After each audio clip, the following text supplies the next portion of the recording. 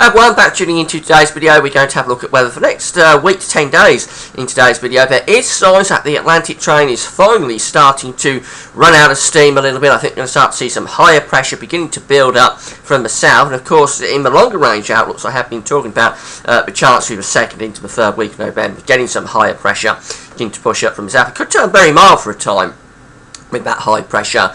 But I think at least we are seeing signs that we're going to lose some of this very unsettled weather that we've had for quite a few weeks now. I think it will begin to start drying out a little bit as we go into next week. Now, before I get on with the video, just talk about the advertising. There's video ads on my page at gasworthvids.com.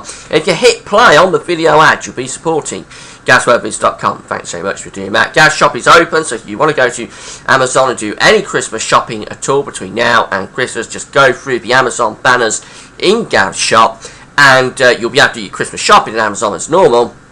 But the main point is that GasWorthVids will also get a royalty fee from whatever you buy, and thanks very much for that. So we're going to start off with the 500 millibar mean flow charts, as we often do on these 8 to 10 day videos. We've got the ECMWF there on the left, the GFS is over on the right. 500 millibars, 8 pound speed is where we've got weather going on in the atmosphere. That's where we've got high pressure and low pressure developing, and as those areas of high pressure and low pressure get moved around by the jet stream, that is essentially what gives us weather. Firstly, I want you to focus on is a very intense and vibrant area of red just over here, red actually bordering on purple, going into the purple colours. That's very unusual. That is a really, really intense ridge of high pressure forming in the northern Pacific around Alaska.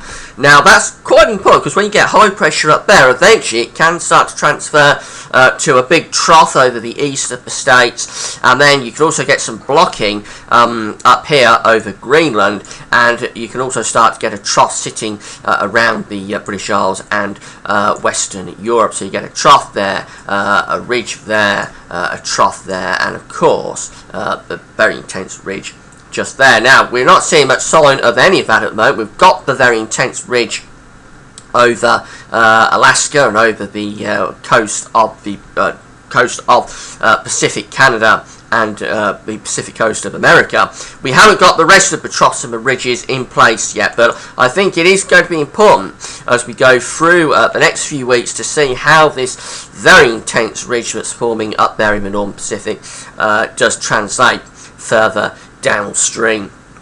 In any case, what we're focusing on is the next 8 to 10 days, and well, look, there is signs that we're going to start to build the heights up from the south. There's the British Isles just there, and yeah, we're in those orange colours, or we've got the orange colours to the south of the country. We've still got low pressure to the north. We've got the trough sitting to the north, but definite signs of above average heights building to the south of the country. The jet stream is beginning to be pushed northwards as well. Still a strong jet stream, so still risk of some quite windy weather at times and some rain coming through, particularly for Scotland and Northern Ireland.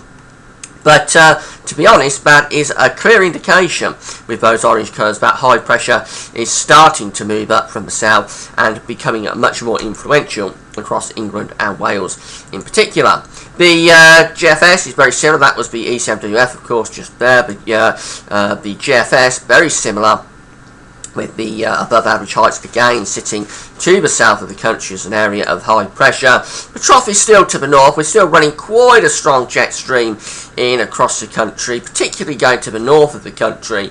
But again, definite signs that the high pressure is becoming more and more influential from the south in the 8 to 10 day period. So this is taking us to something like the 13th to the 15th of November, just around the time but I was expecting we would start to see the high pressure becoming more influential.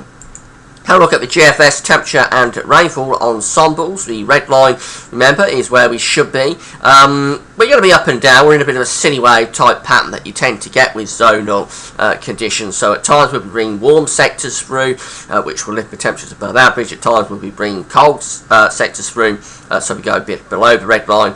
Then another warm sector, then another cold sector, then another warm sector, and so on, going through the ensemble. So when you average it all out, we probably do come out above average, but not by much, only very slightly above average at this time of year. If this was January, this sort of silly way would imply that we'd be quite a bit above average, because of course Even in the colder interludes, it's still very westerly, which means that you tend not to get the nighttime frost. It's the nighttime frost really that bring down the temperatures. This time of year, that sort of city wave type pattern probably gives us very slightly above average temperatures. Main thing though is that the precipitation spikes are easing off through the middle of the month. Quite a lot of precipitation coming up through the first part of the ensemble chart. But then as we get through to the second half of the ensemble chart, we do see those precipitation spikes disappearing. In fact, when we get to around the 15th, we hardly have any precipitation spikes at all. They do come back a little bit right at the very end of the ensemble, but I think you can see a definite trend there through the middle of the month that things should be drying out quite a bit. Temperature anomalies, so next week, the 5th to the 12th of November, show we're going to be above average for most of the country. Scotland just coming out very slightly below average actually. You're on the cooler side of the jet there for quite a few days. But many parts of the country coming out just around or very slightly above average. Look how warm it is though across most of Europe, and the core of the warmth is actually across the western parts of Russia. But very warm continent for the coming week. Most places will be above average. The charts, first of all from the GFS model, shows that as we go into next week, Monday the 11th, we will find the high pressure strengthening across Spain, France and Portugal. And we're still in this strong westerly flow, but as we run through, we're going to find that the high pressure does become more and more influential. So as we get through to the middle of next week, there it is at 1,035 millibars, sitting just to the southwest of the country. That will definitely be starting to drive things out, although the north still at risk of some weather fronts coming through at times. And look how we go into Thursday the 14th and Friday the 15th. Definite signs there that high pressure is building in strongly. 1,040 millibar area of high pressure by Friday the 15th, sitting across England and Wales. That firmly breaks us out of that unsettled weather. Now this might be a bit overdone. It might be the GFS seeing the trend and sort of going over the top with it. But if it's right, it is breaking us out of the unsettled conditions and turning it a lot drier. Upper air temperatures are quite interesting because it's quite mild with that area of high pressure, but due to its exact position, we are bringing in some quite cold, low-level continental air. So if this is right, we have to start looking at the dew points, because the upper air temperatures won't tell us the whole story. The upper air temperatures could be mild, but down on the surface, it could be quite cold, and we are in those green colours. We're not in the sub-zero dew points there over the continent, but nevertheless we are seeing signs of an inversion developing there, which means that you have it warm in the atmosphere, but it's cold down on the surface where we are. So despite the warm upper air temperatures, temperatures at midnight on Friday the 15th getting very close to frost levels, and by day on Friday the 15th we're just at 6, 7 or 8 degrees, so really quite cold. Of course there could be fog and low cloud trapped under that as well. So yeah, we've got to start thinking about looking at the dew points, not just looking at the upper air temperatures. Inversions could start becoming quite important if this area of high pressure does build in mid-month.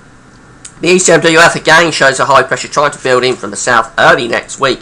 As we run through next week, again, the idea is that the high pressure is sort of flirting about, but we are still bringing weather systems in, so it's not completely dry, but it is drier, and the winds are easing off a lot. As we get through to the end of next week, Thursday the 14th, we've got high pressure ridging across England and Wales, but low pressure still bringing unsettled weather to Scotland and Northern Ireland.